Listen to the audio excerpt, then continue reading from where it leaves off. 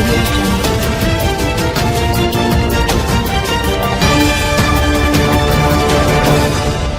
मुंबई और आसपास के शहरों की बदलेगी सूरत, ग्रोथ हब के तौर पर होंगे विकसित, बजट में ऐलान। प्रचंड बहुमत के साथ नई पारी शुरू करने के 3 महीने बाद महाराष्ट्र की सत्तारूढ़ महायुति राजग सरकार ने मुंबई महानगर क्षेत्र MMR को एक बड़े विकास केंद्र, ग्रोथ हब के रूप में विकसित करने और मुंबई, पुणे, नासिक के बीच के स्वर्णिम त्रिभुज में विकास को बढ़ावा देने की अपनी योजना का अनावरण किया है। उप मुख्यमंत्री अजीत पवार ने कहा कि मुंबई में अंतर्राष्ट्रीय स्तर के 7 व्यवसायिक केंद्रों की स्थापना की जाएगी। इससे शहर की अर्थव्यवस्था को मौजूदा $140 अरब से बढ़ाकर 2047 तक $1.5 ट्रिलियन तक पहुंचाने का लक्ष्य है। सोमवार को देवेंद्र फडणवीस की नेतृत्व वाली सरकार ने 2025-26 का बजट पेश करते हुए कई नई पहलों की घोषणा की है।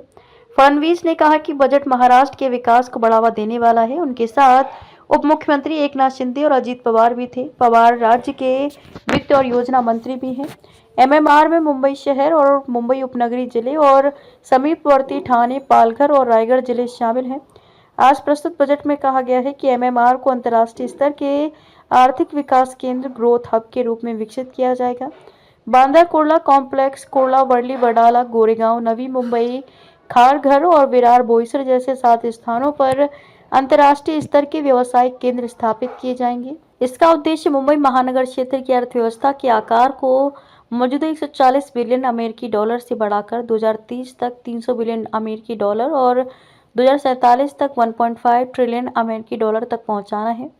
1160 हेक्टेयर में फैली नई मुंबई अंतर्राष्ट्रीय हवाई अड्डे का 85% काम पूरा हो चुका है। वहां से अप्रैल 2025 में घरेलू उड़ानें संचालित होंगी। इस बीच मुंबई के छत्रपति शिवाजी महाराज अंतर्राष्ट्रीय हवाई अड्डे को नई मुंबई अंतर्राष्ट्रीय हवाई अड्डे से जोड़ने के लिए जल्द ही मेट्रो का काम भी शुरू किया जाएगा।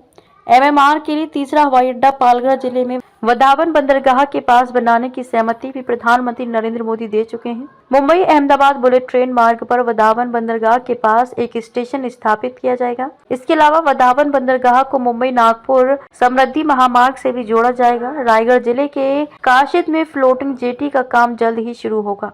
फडणवीस के अनुसार मुंबई की गेटवे ऑफ इंडिया से मांडवा और एलिफेंटा तक सुरक्षित यात्रा सुनिश्चित करने के लिए आधुनिक सुसज्जित नौकाओं के लिए वित्तीय प्रोत्साहन प्रदान करने हेतु एक नीति की घोषणा की जाएगी।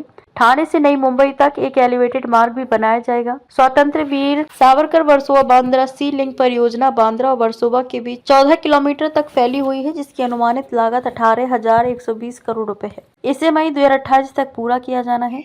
पुणे से शिरूर तक 564 किलोमीटर लंबी सड़क के लिए 7,515 करोड़ रुपए की लागत से काम शुरू किया जाएगा। इसके अलावा मुंबई नासिक पुणे त्रिकोण पर स्थित तलेगांव से चाकन तक 25 किलोमीटर लंबी सड़क का निर्माण किया जाएगा, जिसमें 4 एलिवेटेड सड़कें शामिल हैं। इस योजना पर 6,499 करोड़ रुपए खर्च होने का अनुमान है। मुंबई, नागपुर और पुणे महानगरों की कई मेट्रो लाइनें अगले 5 वर्षों में चालू हो जाएंगी। 2027 के सिंहस्थ कुंभ मेले की मेजबानी करने वाले नासिक जिले में भी बड़े पैमाने पर विकास की योजना बनाई गई है। रामकाल पथ विकास परियोजना के तहत नासिक में रामकुंड, कालाराम मंदिर और गोदावरी नदी तट के विकास के लिए 146 करोड़ 10 लाख रुपए आवंटित किए जाएंगे। कुंभ मेले से पहले नमामि गोदावरी अभियान की रूपरेखा तैयार की गई है। कुंभ मेले के व्यवस्थित आयोजन के लिए एक विशेष प्राधिकरण की स्थापना भी की जाएगी।